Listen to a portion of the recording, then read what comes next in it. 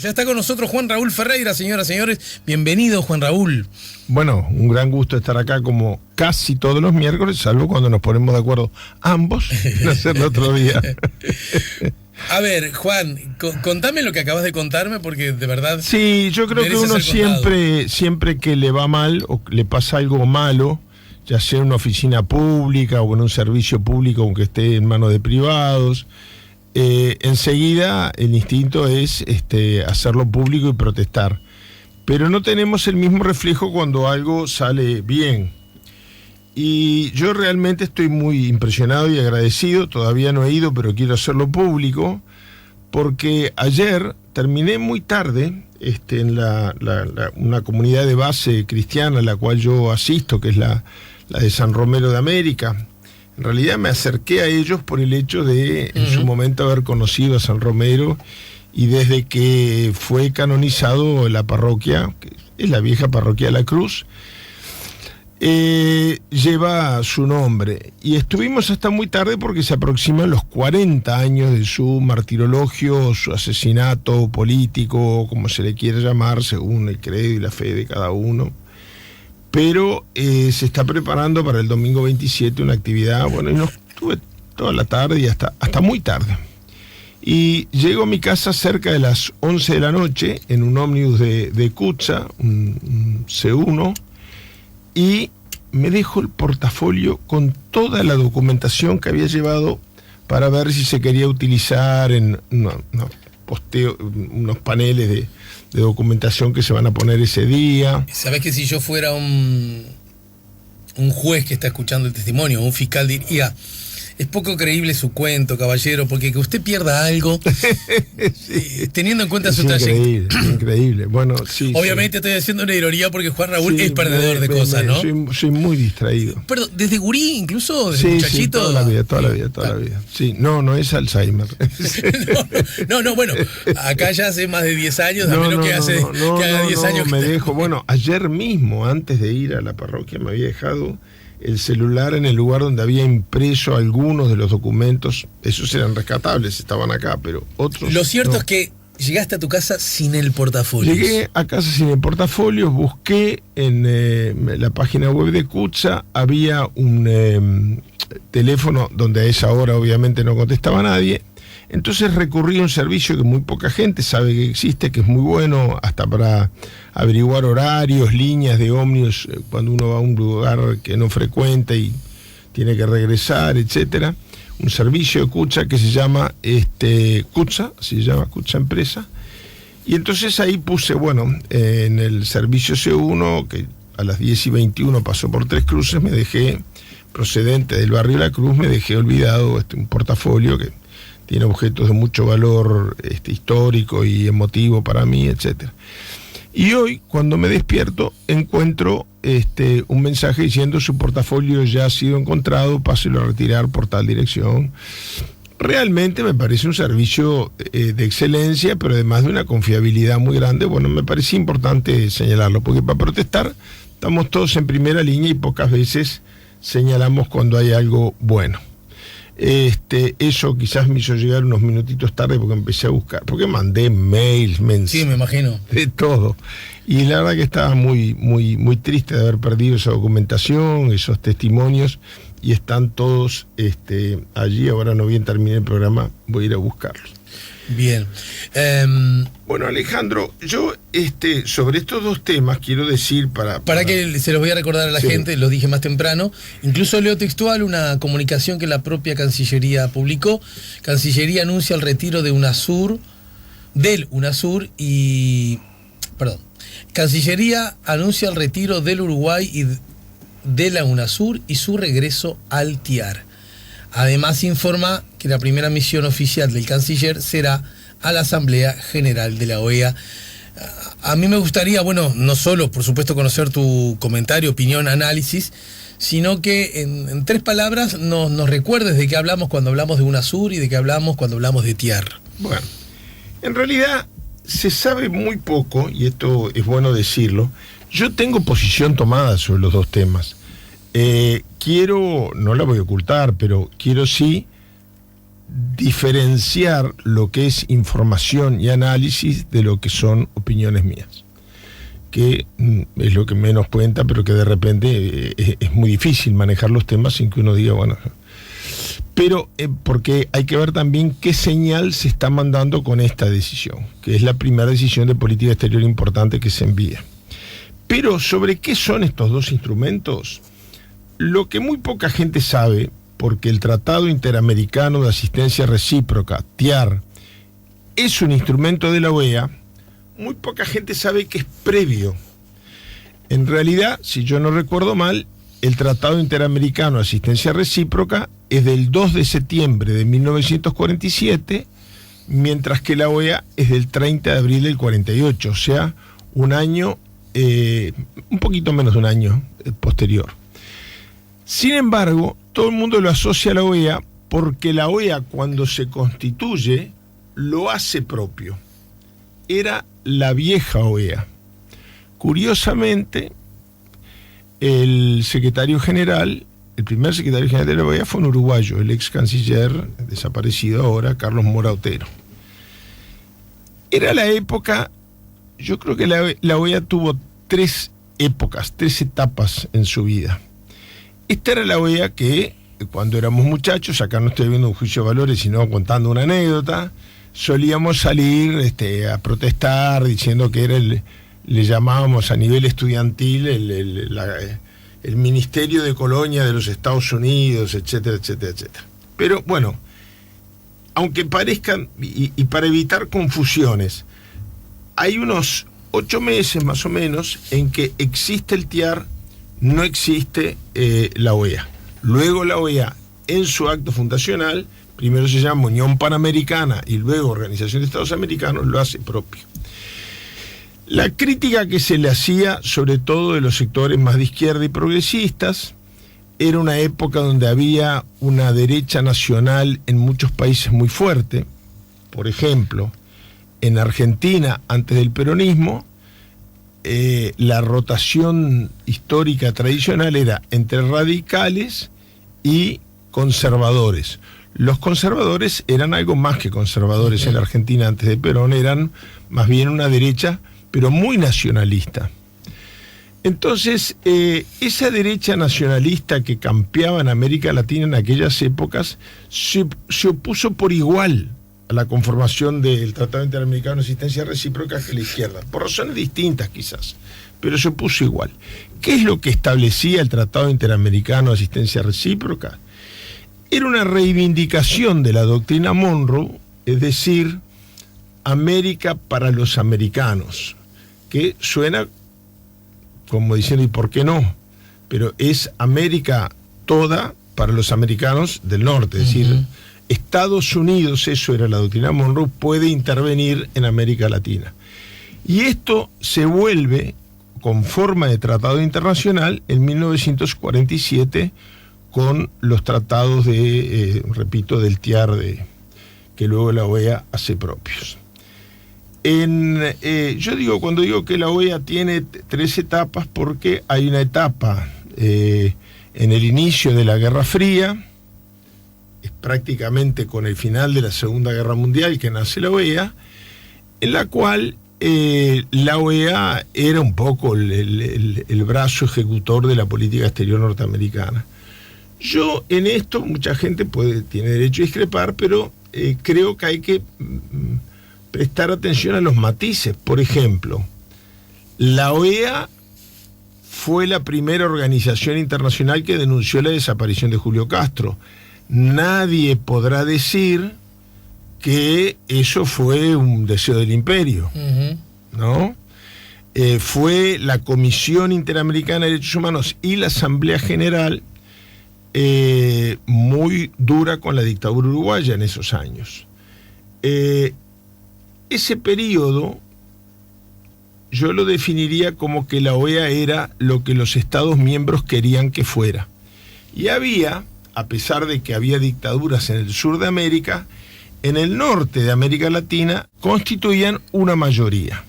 Yo esa segunda etapa la llamaría así. La OEA es lo que los Estados miembros quieren que sea.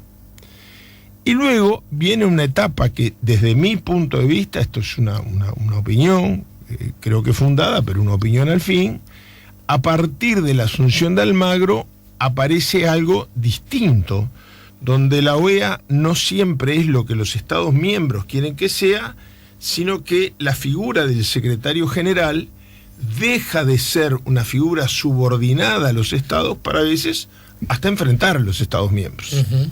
Yo tengo mi opinión sobre lo que eso significa, pero por ahora me limito a reconocer un hecho. El señor Almagro a veces dice cosas sobre política exterior que no son previamente resueltas por la OEA. Eso es una novedad. Para la gente más joven parece como que, bueno, es lo normal, pero no era así. La OEA era, repito, la definición del profesor Bob Pastor de American University, hoy fallecido. La OEA es lo que los Estados quieren que sea. Ahora bien, sobre el anuncio del gobierno uruguayo, yo quiero decir que en lo personal, pero respeto todas las opiniones, pero yo estoy en desacuerdo, pero debo reconocer algunas cosas. Por ejemplo, cuando el Uruguay dice que se va de UNASUR, yo en principio he sido siempre muy partidario de la UNASUR. Vengo de una tradición muy partidaria de que América Latina tuviera una instancia, América del Sur, tuviera una instancia previa a la OEA, uh-huh, donde poder concertar incluso acciones comunes hasta en la propia OEA. Es más, yo era muy muchacho y la primera vez que luego hice otra, una documental periodística, fue durante la Guerra de las Malvinas, y en la documental de la Guerra de las Malvinas la tesis era, bueno, hagamos una reunión de bancada, lo digo en broma, caricaturizando, previa, generemos una instancia. Esto es también el cerno del pensamiento de Tucho Metol, que hablaba del sudamericanismo como etapa previa al posible latinoamericanismo. Uh-huh. Por eso, cuando todavía vivía, Tucho Metol era tan hincha y aplaudió tanto a la creación del UNASUR. Debo de reconocer también que, si bien es cierto, a mí no me gusta que el UNASUR deje de existir, que en la resolución del actual gobierno uruguayo, el UNASUR virtualmente ya no existe. Uh-huh. El UNASUR está desintegrado. Yo creo, por los considerandos de la resolución, que si estuviera funcionando Uruguay se retiraba igual. Pero no lo puedo afirmar. Eso surge de los considerandos. Lo que es cierto es que yo preferiría que hubiera renacido el UNASUR, de acuerdo a lo que ha sido mi formación de toda la vida, pero debo de reconocer de que irse del UNASUR es reconocer una situación preexistente. La declaración de la Cancillería subraya: el gobierno del Uruguay dispuso retirarse de la UNASUR, ya que ya ha sido abandonada por la mayoría de los países de la región, a excepción de Guyana, Surinam y Venezuela. Se trata de un organismo regional basado en alineamientos político-ideológicos y que, en los hechos, ha dejado de funcionar. Ya no cuenta con sede y carece de Secretaría General Operativa. Eso es exacto. Hay un matiz quizás con algo, pero... Los lineamientos político-ideológicos, quizás. Sí, yo no creo... es cierto que Alfi, el canciller Alfi, anunció que la política exterior iba a estar... Talvi. Perdón, el canciller Talvi, perdón. Eso sí fue el alemán. Bueno, tienen el partido en común, digamos. Sí, bueno, no, pero quise decir el canciller Talvi. Anunció varias veces que no va a haber alineamientos y posturas en razón de políticas ideológicas. Creo que eso lo dijo porque hubo una discrepancia al interior de la coalición cuando la no invitación a Cuba, Venezuela y Nicaragua, mientras que no se adoptó la misma posición con las dictaduras de derecha que hay en la región. Pero bueno, es notorio que es un tema de tránsito difícil de la coalición, el de la política exterior, ¿no? Ya han surgido incluso problemas de nombres que han tomado Estado público, que irían a determinado cargo y tal vez no van a ir. El de Julio Luis Sanguinetti, por ejemplo. Por ejemplo. También en respecto a la Embajada Argentina, tal vez había manejado otra alternativa distinta que la había manejado la posibilidad del ex canciller Sergio Abreu. Pero bueno, más allá de eso, que son nombres, hay que reconocer que yo no creo que la UNASUR, la concepción de la UNASUR fuera ideologización. Lo que pasa es que si reunía toda América del Sur y toda América del Sur estaba en manos del gobierno progresista, bueno, había y muchos gobiernos populistas, uno podría decir, bueno, tenía esa tendencia. Pero la idea de la conformación, bueno, creo que era reunir a todos los países de América del Sur. Pero bueno, efectivamente no existe. Y efectivamente la sede, muy curioso, porque fue sin autorización de los Estados miembros, el presidente del Ecuador, Lenín Moreno, hizo una escuela ahí, ¿no? Los funcionarios, no sé qué pasó con ellos, pero un día llegaron y no había más oficina de UNASUR y había una escuela. Pero en todo caso, bueno, reconozcamos esto. Yo de todas maneras creo que la señal que se manda es de una ideologización muy grande, porque, a ver, por ejemplo, el presidente Fernández era un gran partidario de UNASUR, pero no volvió porque reconoció un hecho preexistente, sí, que es el mismo que reconoce Talvi. Pero me parece que ya definir al UNASUR como una cosa ideologizada, una cosa es irse cuando los que se habían ido en otros gobiernos no volvieron, etcétera. Otra cosa es ese anuncio. Y bueno, esto no puede separarse de la decisión hecha pública de apoyar la candidatura de Almagro, a quien el gobierno que lo había designado le había quitado el apoyo. Yo no lo hubiera hecho, hasta por un tema de clima interno, no lo hubiera hecho. Pero bueno, es más, es muy inamistoso y sin ningún precedente histórico que países que no son los países de los cuales es nacional el secretario general de la OEA los nominen. Fue el caso de Almagro en su intento de reelección. Estados Unidos, Brasil y Chile y Colombia lo proclaman sin consultar al Uruguay. Y en ese momento la Cancillería uruguaya de la época hizo saber que ese era un hecho sin precedentes y poco amistoso y que les invitaba a reflexionar al respecto. Quizá porque, estoy al golpe del balde, quizá porque esas cancillerías suponían o ansiaban o veían que era muy probable que la Cancillería del propio Uruguay iba a cambiar y que por lo tanto la tendencia también iba a variar. Bueno, pero las formas en política exterior son muy importantes, ¿no? Es decir, proclamar un candidato que el gobierno que lo proclamó le retire el apoyo es, en el mejor de los casos, no es un hecho amistoso. Entendido. Digamos. Sobre todo en el caso de Brasil, que es un país vecino, etc. Bien. El tema del Tratado Interamericano de Asistencia Recíproca. Porque ya de paso le cuento a la gente que hay un brevísimo párrafo que dice: Uruguay también con esta decisión Uruguay asegura su permanencia en el TIAR, ámbito en el cual continuará participando y haciendo conocer sus posiciones. Con esta medida el país refuerza también su compromiso histórico con el sistema interamericano. La nueva gestión entiende que el retiro del TIAR, proceso iniciado el 24 de septiembre de 2019, debilitaba el sistema interamericano y privaba a nuestro país de hacer sentir su voz en ese ámbito de asistencia recíproca en materia de defensa colectiva y de seguridad hemisférica. Bueno, sobre este tema, yo voy a tratar de, cuando sea una opinión, señalarlo, pero acá el área de repente es un poco gris. Sobre este tema, yo me preveo, me imagino que pueden plantearse situaciones internas complejas. Porque hay una parte muy importante del país que históricamente, no es un análisis de ahora, se ha opuesto al TIAR. Desde ya, toda la izquierda. Bueno, la izquierda está en la oposición, que la oposición no esté de acuerdo. En general es bueno que los temas de política exterior sean de consenso, ¿verdad? Asumámoslo así. Pero la persona que escribió más ríos de tinta contra el Tratado Interamericano de Asistencia Recíproca fue Tucho Metol. Hay grupos metolianos en la coalición multicolor.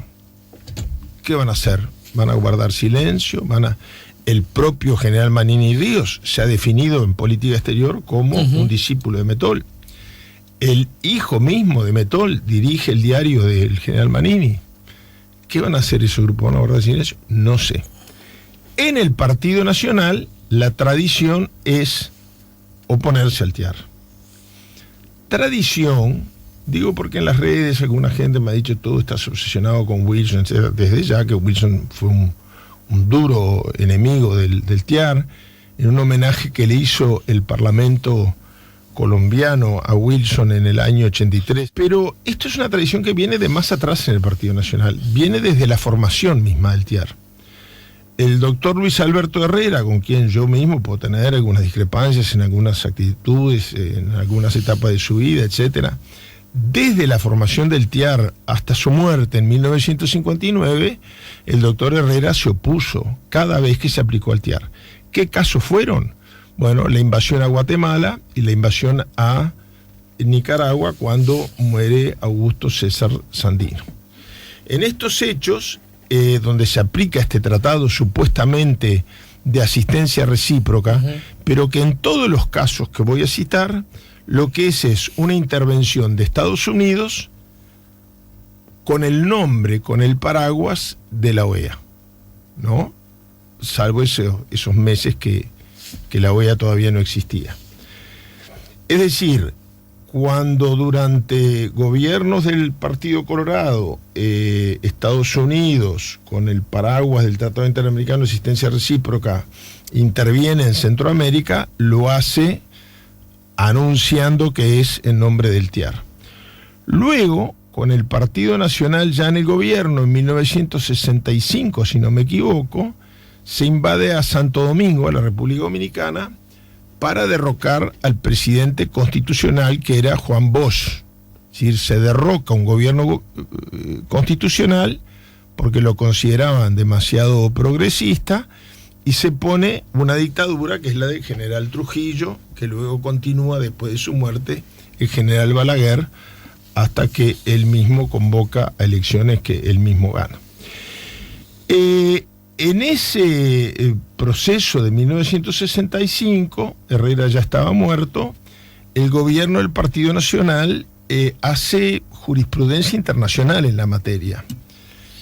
Presidía el Consejo de Seguridad Nacional el Uruguay, era gobierno del Partido Nacional, y el embajador era Carlos María Velázquez, que hace un discurso que tuvo una repercusión internacional asombrosa para lo que es el tamaño específico del Uruguay, por la calidad del discurso y por la dureza, con un análisis jurídico tremendo. En aquel discurso, que yo iba a traerlo hoy, no lo traje para no... En una recopilación de documentos que yo publiqué en el año 87, el Partido Nacional y los Imperios, está el discurso completo, es de banda oriental para los que les interese, todavía está a la venta. Ahí está el discurso completo contra el TIAR, siguiendo una política anticolonial, porque muy poco después también ese mismo gobierno se pronuncia contra la intervención, no tiene nada que ver el TIAR acá, pero digo, sigue la misma lógica, contra la intervención británica en el Peñón de Gibraltar, ¿no? Entonces ahí el gobierno del Partido Nacional juega un papel muy importante y la OEA acompaña la invasión a Santo Domingo con Uruguay en contra. Bueno, es toda una historia esa, vamos a no irnos por las ramas. Y en Naciones Unidas encabezando la resolución del Consejo de Seguridad condenando la intervención del TIAR. Pero luego, que es lo que a mí me resulta más curioso de esta historia, porque el actual presidente es, por más que es electo por una coalición, es del Partido Nacional, pero además es nieto de Luis Alberto Herrera. Es más, asumió en la cachila que usaba habitualmente, que era famosa. Es bisnieto. Perdón, bisnieto. El que es nieto es el padre del actual presidente, que también se opuso al TIAR cuando fue presidente. Y que también usó la cachila.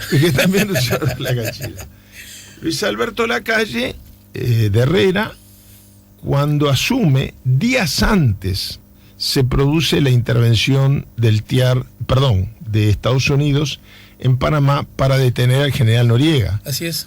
El general Noriega nadie creía que había que proteger a Noriega. Pero en eso el Partido Nacional ha sido en ese tema muy uniforme a lo largo de la historia de oponerse a las intervenciones militares como solución de los conflictos. Pero ha habido... Fue unos días, quiero aclarar esto para que nadie piense que hay una trampita. La invasión de Estados Unidos fue unos 3 o 4 días antes de que asumiera Lacalle Herrera. Pero cuando él asume, el canciller Héctor Grossespiel, saca una declaración diciendo: no vayan ahora una vez más a querer utilizar el TIAR para justificar una intervención en Centroamérica. Cosa que nunca llegó a ocurrir. Lo cito por eso, porque una de las primeras declaraciones que hace el gobierno de Lacalle Herrera es contra el TIAR. Tú dices, si bien ya había pasado el acontecimiento... Advierten que... ¿Por qué pasa? ¿Por qué eso? Porque hay casos como el de Santo Domingo, donde se produce primero la invasión y luego el TIAR aprueba invadir, cuando las tropas de los marines ya estaban en Centroamérica. Esto ocurrió, por ejemplo, también cuando la invasión a Grenada, después de la muerte del primer ministro Maurice Bishop, durante la época de la dictadura acá. Primero, 300 paracaidistas, que es casi como la cantidad de habitantes que tiene Grenada, desembarcan o aterrizan, paracaidizan, no sé cómo se dice, en Grenada, y después el TIAR dice: vamos a intervenir en Grenada. Tengo un problema que tiene que ver con el tiempo. Sí, señor. Pero en síntesis, lo que no significa que... Bueno, esto recién arranca, ¿no? A ver, vos, por lo que estás... más lo del UNASUR quedó bastante claro. La verdad no tenía mucho sentido seguir, después podemos especular si lo otro... no tenía sentido, es un organismo que muere por inanición, ¿no? Ya está. Ya no existía. Ahora bien, mi pregunta es, salir de un lugar no necesariamente implica entrar en otro, ¿no? O suscribir el interés de permanecer. No. Lo digo porque... No, es simplemente que... en realidad, dejar el estatus ese de estar en algo que no se pertenece, yo qué sé, a mí me hubiera gustado más, porque la actual OEA, la OEA de la intervención en los asuntos y la injerencia en los asuntos internos de los países, sí, es muy anti-UNASUR. Ha invitado a los países a irse al UNASUR. Yo no lo hubiera hecho en este momento. Pero quiero decir, no es que si te vas de un lugar necesariamente entras al otro, puedes no estar en uno ni en otro. Y por lo que yo veo desde tu perspectiva, vos decís que si tomamos en cuenta la trazabilidad histórica, el antecedente histórico, resulta un algo contradictorio con la que históricamente ha sido la posición del Partido Nacional en general, con dos influencias de pensamiento muy claras, como la de Metol Tucho Ferré, o incluso la del propio Herrera. Eso es lo que me estás diciendo. Exactamente. Bien, se podría decir entonces, lo digo más apoyándome en la historia más que con intención de hacer una picardía actual y política, que tiene que ver mucho más con, digamos, con una visión colorada, esto de entrar... A mí me da toda la impresión de que sí. Yo me imagino que el presidente ha sido consultado, pero no sé. Pero me da la impresión de que sí, que ahí chocan dos visiones totalmente distintas. Porque hay un asunto que a mí me ha llamado mucho la atención de la perspectiva internacional, y teniendo en cuenta el histórico sesgo que en esos temas ha tenido el Partido Nacional, y agrego el herrerismo en particularmente, es Almagro explícitamente manejó la posibilidad de una invasión a Venezuela.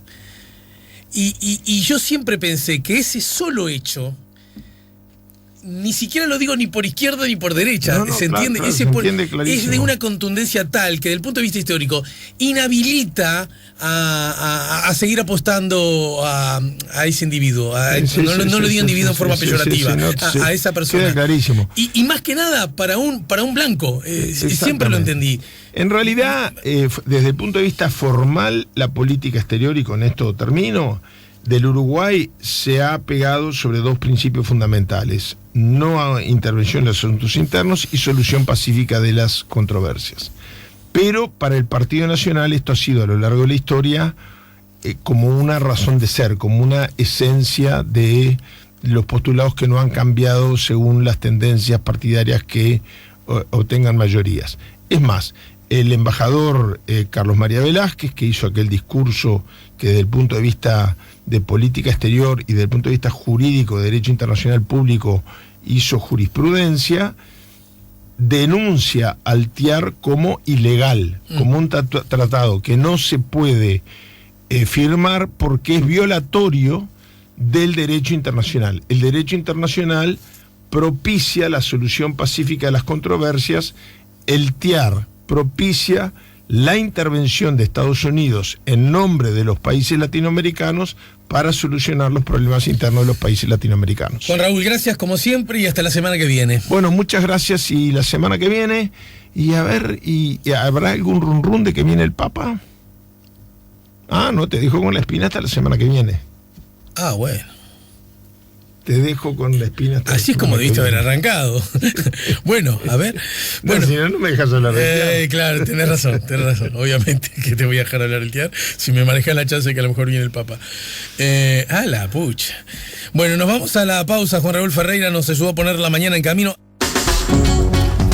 Ya volvemos con La Mañana en Camino.